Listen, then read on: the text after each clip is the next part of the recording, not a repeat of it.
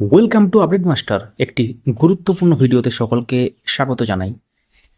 Supreme কোর্টে 3929 মামলা final judgement চলে এসেছে, অর্থাৎ 16,508টি মামলা, যেটা নট ইনক্লুডেডদের গুরুত্বপূর্ণ একটি মামলা। এটা নট ইনক্লুডেডদের একটা সুযোগ ব্যাপার ছিল এখানে।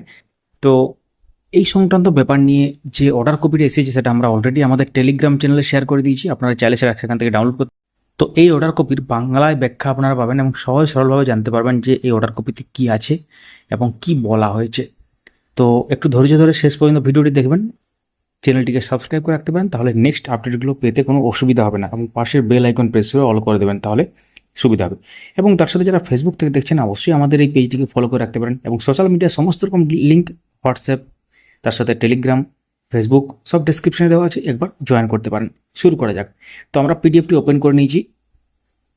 তো দেখতে পাচ্ছেন সুপ্রিম কোর্ট অফ ইন্ডিয়া, এবং সেক্ষেত্রে সিভিল অ্যাপিল নম্বর 1873 অফ 2024 এবং Ali Hossain Mondal and others versus the West Bengal board of primary education and others. তো এক্ষেত্রে আমরা চলে আসি এবং তার সাথে যে ডিটেলসগুলো লেখা আছে সেগুলো এখানে পুরো ফ্যাক্টগুলো লেখা আছে, এবং তার সাথে অনেক কিছু সাবমিশন আছে। তো সেগুলো কিন্তু আমরা একটু জাস্ট টাচ করে চলে যাবো, মেন পয়েন্টে চলে যাবো তারপর। তো এক্ষেত্রে যেটা এখানে বলা হচ্ছে প্রথমেই, যে 16,500 ভ্যাকেন্সির মধ্যে, ওটা 23/2020 যেটা নোটিফিকেশন, 16,500 ভ্যাকেন্সির মধ্যেই ব্যাপার এটা, যেটা টেট 2014 উপর ভিত্তি করে পুরোটাই। এবং সেক্ষেত্রে 15,284 ক্যান্ডিডেটের যে মেরিট লিস্ট, সেটা সেই অনুসারে কিন্তু নিয়োগ হয়েছিল 15/2/2021 যেটা পাবলিশ হয়েছে, এবং সেক্ষেত্রে নোটিফাই করা হয়েছিল। এবং 2 মোর মেরিট লিস্ট ওয়ার পাবলিশ, দুটো আলাদা মেরিট কভার করা হয়েছিল, যেটা 16,500 ভ্যাকেন্সি সাপেক্ষে। এবং সেটা কিন্তু এখানে বলা আছে, এবং সেটা 2016 রিক্রুটমেন্ট রুল অনুসারে পুরোটা ব্যাপারটি হয়েছে। এবং কিছু ব্যাপার এখানে যে পুরো ব্যাপারটা তুলে ধরার জন্য যে আগের ব্যাপার এবং সমস্ত তথ্যটা এখানে তুলে ধরা হয়েছিল, সেটাই কিন্তু এখানে লেখা আছে। তো এক্ষেত্রে একটি ব্যাপার, আরেকটি ব্যাপার লেখা আছে, যে 252 জন রিট পিটিশনার 26/9/2022 কিন্তু জাজমেন্ট যেটা হয়েছিল, সেক্ষেত্রে 252 জন রিট পিটিশনার কিন্তু অ্যাপয়েন্টমেন্টের জন্য কিন্তু এখানে তাদেরকে গ্র্যান্ড করা হয়েছিল, বা তাদেরকে কিন্তু অ্যাপয়েন্টমেন্টের জন্য একটা সায় দেওয়া হয়েছিল। এক্ষেত্রে 3,929 ভ্যাকেন্সি, এবং subsequently board notified the filling of fresh set of 11,765 vacancy for primary school teacher. এক্ষেত্রে কিন্তু নতুন যে রিক্রুটমেন্ট হবে তার যে ভ্যাকেন্সি সহকারে যে নোটিফিকেশন, সেটা কিন্তু পাবলিশ করেছিল 21/10/2022, considering the candidate from TET 2014 এবং 17 এবং 14 থেকে কিন্তু করেছিল। ফ্রেশ একটা অ্যাপ্লিকেশন প্রসেস, অর্থাৎ ফ্রেশ রিক্রুটমেন্ট প্রসেস বলতে পারেন, এবং সেটা কিন্তু এখানে নোটিফাই করা হয়েছিল।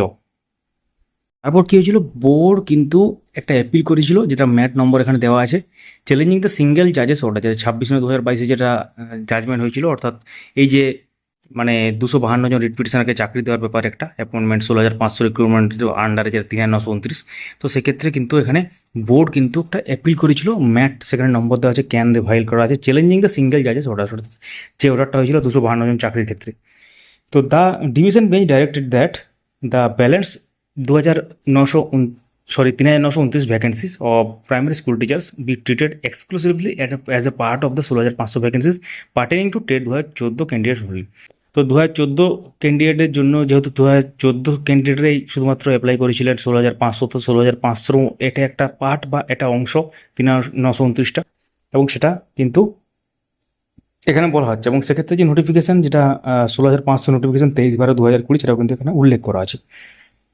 The division bench concluded that the entire TET 2014 selection as well as the appointment process was fraught with irregularities, অর্থাৎ অ্যাপয়েন্টমেন্ট যেটা হয়েছিল কিন্তু অ্যাপয়েন্টমেন্ট প্রসেস বা নিয়োগ প্রক্রিয়া যেটা, সেটা কিন্তু অনেক কিছু ইররেগুলারিটি আছে, এবং অসঙ্গতি লক্ষ্য করা গেছে এখানে বলা হচ্ছে। ডিভিশন বেঞ্চ কিন্তু তার যেটা পর্যবেক্ষণ ছিল টেট 2014 যে সিলেকশন, টেট 2014কে নিয়ে যে সিলেকশন, সেটা তো merit list content only ranks of the candidate without offering their comparative marks, অর্থাৎ মেরিট লিস্ট যেটা ফোকাস করেছিল কিন্তু তার র্যাঙ্ক কিন্তু ছিল, সেক্ষেত্রে তার মার্কস বা নম্বর পেয়ে কত পাইছে সেটা কিন্তু উল্লেখ থাকেনি।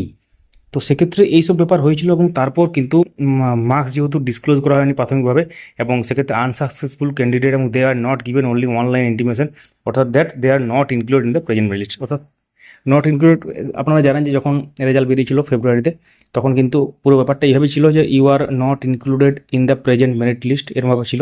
এবং যারা ইনক্লুডেড ছিল তাদেরকে ইনক্লুডেড দেখানো হয়েছিল। তো একটা সিঙ্গেল লাইন এখানে দেওয়া হচ্ছে, সেটা এখানে বলা হচ্ছে যে মার্কস পুনরায় অর্থাৎ অকৃতকার্য যারা আছেন বা মেরিট লিস্টে যারা স্থান পায়নি তাদের ক্ষেত্রে তারা কত পেয়েছেন টোটাল 50-এর মধ্যে, সেটাও কিন্তু এখানে উল্লেখ করা নেই, কিছুই নেই উল্লেখ করা। তো সেটা কিন্তু এখানে আছে।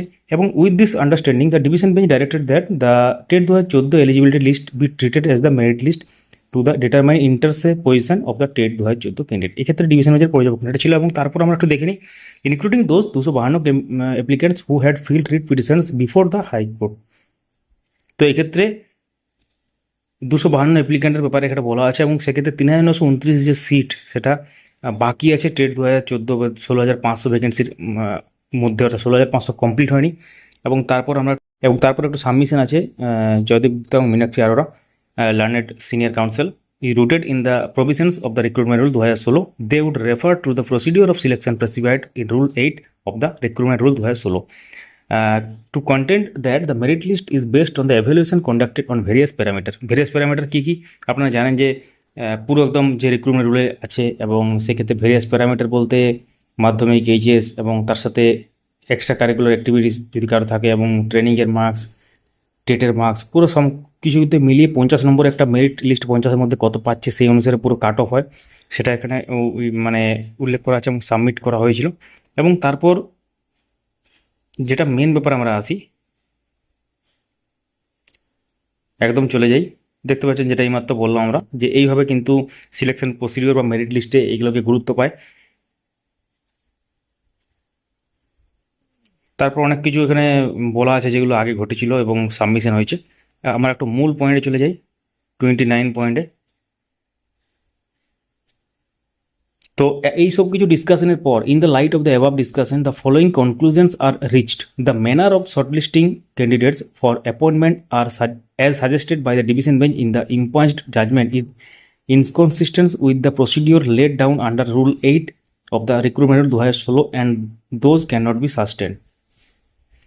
তো এক্ষেত্রে রিক্রুটমেন্ট রুল অনুসারে যেটা 2016 রিক্রুটমেন্ট রুল, এবং সেক্ষেত্রে ডিভিশন ওয়াইজ জাজমেন্ট হয়েছিল, সেটা কিন্তু সাস্টেন্ড এখানে করা হচ্ছে না। তারপর আমরা চলে আসি, the panel or merit list as notified 15/2/2021 stood extinguished after expiry of 1 year। তার মানে যেটা প্যানেল প্রকাশিত হয়েছিল 15/2/2021-এ, অর্থাৎ সেক্ষেত্রে যেটা 16,500 যে প্যানেল বলতে পারেন, সেক্ষেত্রে সেটা কিন্তু 2022-এর 15/2/2022-এ সেটা কিন্তু এক্সপায়ার হয়ে যাচ্ছে।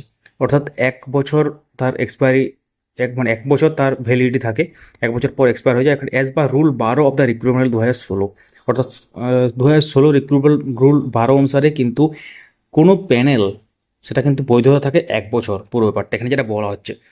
তো no extension by any competent authority was granted to the 15/2/2021 panel and therefore no relief can be granted. তার মানে এক্ষেত্রে প্যানেলটা যেহেতু এক্সপায়ার হয়ে গেছে 15/2/2022-এ, তো কোনো রকম রিলিফ বা কোনো রকম এখানে সুযোগ দেওয়া যাবে না, এটা কিন্তু লেখা আছে। এবং no relief can be granted to the candidate who approached the court in May 2022। May 2022-এ এসে বললে কিন্তু এটা কাজ হবে না, এবং এটা কিন্তু সহজ অর্থ যেটা, the long after the panel stood extinguish, মানে প্যানেলটা ক্যান্সেল বা বাতিল হওয়ার, প্যানেলে যে একটা বৈধতা থাকে, সেই প্যানেলের যেটা মানে সেটা কিন্তু 1 বছর পর তার বৈধতা থাকে না আর, অর্থাৎ 1 বছর পর কিন্তু প্যানেলটা এক্সপায়ার হয়ে যায়। তো সেটা এখানে বলা হচ্ছে মে 2022-এ এসে কিন্তু সেটা কিন্তু প্যানেল এক্সপায়ার হওয়ার অনেক পরে কিন্তু এটা উঠছে কেসটা। No further appointments is permissible from the recruitment process initiated on 23/12/2020 when a fresh recruitment processes are has commenced. তো কোনো রকম অ্যাপয়েন্টমেন্ট এখান থেকে কিন্তু 23/12/2020 প্যানেল অর্থাৎ 16,500 প্যানেলে কিন্তু দেওয়া যাবে না, যেহেতু একটি নতুন রিক্রুটমেন্ট প্রসেস কিন্তু শুরু হয়ে গিয়েছে। নতুন রিক্রুটমেন্ট প্রসেস বলতে রিক্রুটমেন্ট প্রসেস 2022, যেটা 11,765, যেটা আপনারা জানেন, যেটা নিয়োগ অলরেডি হয়ে গেছে অনেকটাই, এবং প্রায় 2,000 মতো সিট ফাঁকা আছে, যেটা 9,533 হয়ে গেছে, এবং 2,000 মতো প্রায় ফাঁকা আছে 20 ব্যাচ ডিএলএড এর ব্যাপার নিয়ে আপনারা জানেন। তো এখানে এই লাইনটা খুবই vital, no further appointments permission, মানে কোনো রকম নতুন অ্যাপয়েন্টমেন্টস দেওয়া যাবে না।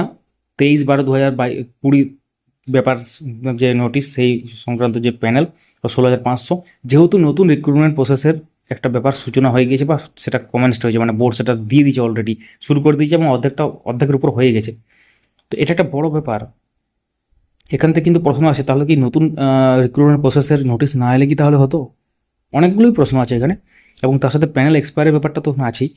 তো তারপর কি আছে, দ্য ইম্পাস judgment rendered by the division bench on 11/11/2022 and the earlier direction given by the learned single judge on 26/9/2022 accordingly set A side. তাহলে কি, যেটা সিঙ্গেল জাজ এবং তার সাথে ডিভিশন বেঞ্চের যে সেটা কিন্তু সেট এসাইড করা হলো, সেটা কিন্তু এক পেশে করে দেওয়া হলো এবং সেটা কিন্তু গ্রাহ্য হলো না।